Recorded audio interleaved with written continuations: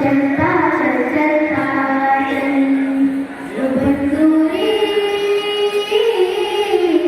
चलता चल चलता चल, चलता चल चलता चल। आंधी भी आएगी और तूफान भी आएगा, आंधी भी आएगी और तूफान भी आएगा। कुछ पल ही ठहरेंगे और स्वयं चला जाएगा, कुछ पल ही ठहरेंगे और स्वयं चला जाएगा। डट कर सहने की बातें तुम, डट कर सहने की बातें तुम, कहता चल उड़ाही रे, चलता चल चलता चल, चलता चल चलता चल ओ बंधु रे, चलता चल चलता चल, चलता चल चलता चल। मंजिल पाना है तुझको, कभी रुकने की ना बात करो। मंजिल पाना है तुझको, कभी रुकने की ना बात करो। सच्चाई की डोर पकड़ना, दूजे पर आघात करो। सच्चाई की डोर पकड़ना, दूजे पर आघात करो। सुख पाने से पहले दुख को, सुख पाने से पहले दुख को सहता चल उड़ाही रे,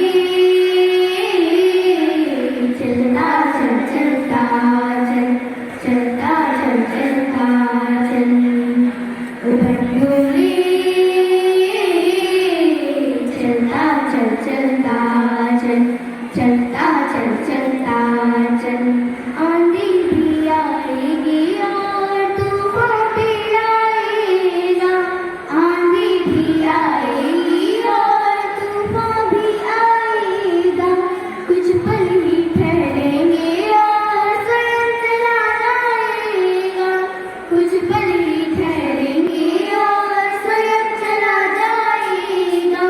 डट कर सहने की बातें तुम, डट कर सहने की बातें तुम, कहता चल उड़ाही रे, चलता चल चलता चल, चलता चल चलता चल ओ बंधु रे,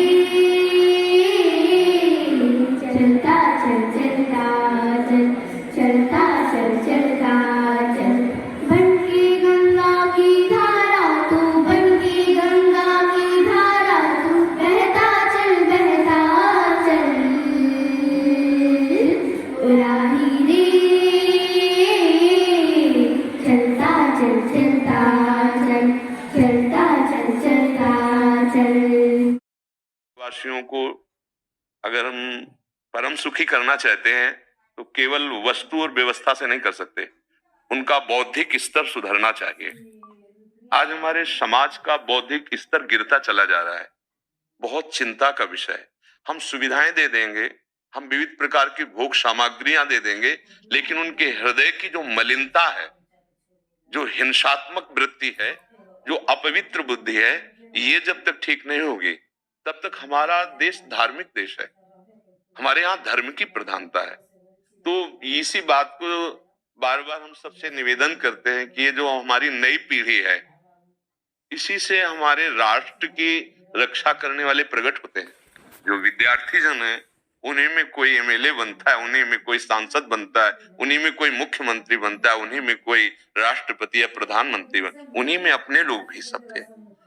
अब हमारी शिक्षा केवल आधुनिकता का स्वरूप लेती जाए और व्यभिचार प्रवृत्ति, व्यसन प्रवृत्ति, हिंसा प्रवृत्ति, ये नई पीढ़ी में देखकर बहुत असंतोष हृदय में होता है। इसीलिए कितनी भी शरीर में पीड़ा हो, हम प्रयास करते हैं जितने से जितने सामने हमारे भगवत स्वरूप जन आते हैं, पहले बुद्धि शुद्ध होनी चाहिए। मयि एव मन आदत्स्व मयि बुद्धिम निवेश है, तो निवशिष्यति मयि एव अत ऊर्ध्वम न संशया, तू मेरे में ही निवास करेगा, अर्थात भगवदानंद में। अविनाशी जीव कभी भोग विलास में तृप्त हो ही नहीं सकता। हम अगर अपने राष्ट्र की विशेष सेवा, तो हमारे धर्म का परिचय जैसा आप जन करते हैं, धर्म का हमारा क्या स्वरूप है, हमारे जीवन का लक्ष्य क्या है। हमें जितना राम जी प्रिय है, कृष्ण जी प्रिय है, उतना ही भारत देश हमारे लिए प्रिय है। जैसे राम भक्त कृष्ण भक्त, वैसे हमारे भारत देश का हर जन जन हमारा आदरणीय और पूजनीय। पर अब जो मानसिकताएं बन रही हैं, वो हमारे धर्म और हमारे देश के लिए लाभदायक नहीं होंगे। व्यसन का इतना बढ़ता स्वरूप, व्यभिचार का इतना बढ़ता स्वरूप, हिंसा का इतना बढ़ता स्वरूप, ये बहुत ही विपत्तिजनक है।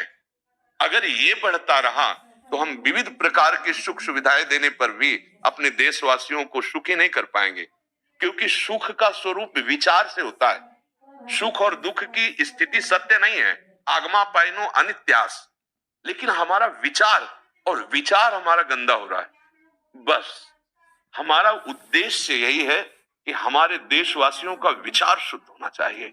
अगर विचार शुद्ध है तो राष्ट्र प्रियता, जन सेवा, समाज सेवा, ये सब स्वाभाविक होने लगेगा। और विचार अशुद्ध है तो सुविधाएं बहुत हैं, उनका दुरुपयोग हो रहा है। तो बस आप सबसे बड़े बड़े जो उपदेष्टा जन हैं, जो बड़े बड़े धर्म की रक्षा के लिए भगवान ने जिनको भेजा है, उन सबसे यही प्रार्थना है कि सब व्यवस्था करते हुए हमारे देशवासियों की बुद्धि अध्यात्म को समझे। बिना अध्यात्म को समझे दुख सुख की समानता बिना किए परम सुख का अनुभव हो ही नहीं सकता। इस मायाकृत भोग पदार्थों को भगवान ने दुख योनया कहा है। मानो एक बोर्ड लगा दिया, दुखालयम अशाश्वतम। और हम सब यही चाहते हैं कि लौकिक भोगों को भोगने से ही हमारा राष्ट्र सुखी हो जाएगा या हम सुखी हो जाएंगे। नहीं, लौकिक भोगों को पूजन सामग्री बना करके और साध्य सच्चिदानंद प्रभु को रखा जाए तो आनंद की उमंगन हो जाएगी। बहुत सुंदर मानव जीवन का स्वरूप है, जिसे देव दुर्लभ कहा गया। दुर्लभो मानुषो देहो, लेकिन क्या दुर्लभता शब्द स्पर्श रूप रस गंध इन्हीं विषय के भोगने की या इन्हीं सुविधाओं के लिए दुर्लभ कहा गया? दुर्लभ है किसी सच्चिदानंद सुख के लिए। और उस सुख को तो हम भूले हुए, एकदम बहते हुए शब्द स्पर्श रूप रस गंध के प्रवाह में चले जा रहे हैं और इसी को सौभाग्य समझ रहे हैं कि हमें सुख प्राप्त हो रहा है। नहीं, हम सबसे प्रार्थना करते हैं कि आप अपने धर्म को समझिए।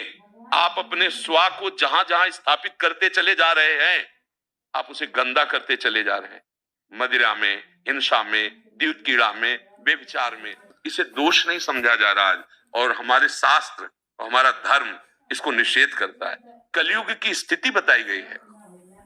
छोटे छोटे बच्चे व्यसन करने में लग गए। आज स्कूली विद्यार्थी जिनको ब्रह्मचर्य से पुष्ट होना चाहिए, वो ब्रह्मचर्य नष्ट कर रहे हैं। ये बड़ा चिंता का विषय है। हमारे देश के लिए जो जवान चाहिए, हमारे देश के लिए जो भक्ति चाहिए, उसमें बुद्धि और शरीर बल दोनों होना चाहिए। शरीर बल क्षीण हो रहा है क्योंकि व्यभिचार प्रवृत्ति में बहुत कमजोर अवस्था में, जैसे गेहूं की फसल है और गलेथ में काट ली जाए तो न दाना मिलेगा न सही भूस मिलेगा, ऐसे ही 20 वर्ष की अवस्था तक यदि ब्रह्मचर्य नष्ट कर दिया जाए तो वो गृहस्थ के योग्य में नहीं रह सकता। राष्ट्र सेवा की क्या बात है। हमारे राष्ट्र सेवा के लिए बहुत विशाल हृदय की आवश्यकता है। हमारे शरीर को बहुत स्वस्थ रखने की आवश्यकता है, तभी हम समाज सेवा, राष्ट्र सेवा। तो शरीर और बुद्धि दोनों का स्वस्थ होना बहुत आवश्यक है। तो शरीर को तो नष्ट किया जा रहा है विषय भोगों में। लोग समझने लगे हैं कि मांस खाने से हमारा स्वास्थ्य अच्छा रहेगा, हम बलवान बनेंगे। अध्यात्म बल नहीं तो तेरे शरीर की चर्बी बढ़ा ले, लेकिन तू न काम पर विजय प्राप्त कर सकता, न क्रोध पर, न लोभ पर, न मोह पर, न हिंसा पर। फिर क्या जीवन।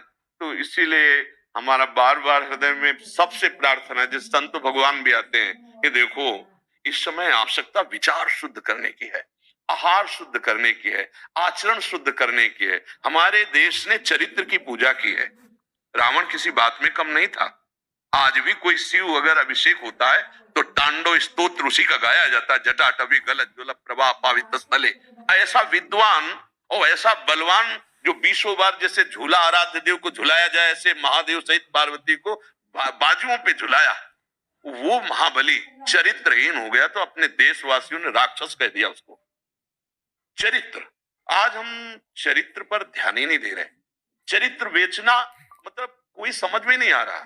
छोटे छोटे बच्चे चरित्रहीन हो रहे हैं। हमारा राष्ट्र संकट में पड़ जाएगा अगर हमारे बच्चे व्यवस्थित नहीं हुए, उनकी बुद्धि बुद्धि शुद्ध नहीं हुई, उनका स्वास्थ्य ठीक नहीं रहा, कौन आगे चल करके है? यही पीढ़ी तो है ना, इन्हीं में से तो निकलते हैं हमारे राष्ट्रभक्त, भगवत भक्त, देश सेवी। तो सबसे यही प्रार्थना है कि हमारे नई पीढ़ी को सुधारा जाए।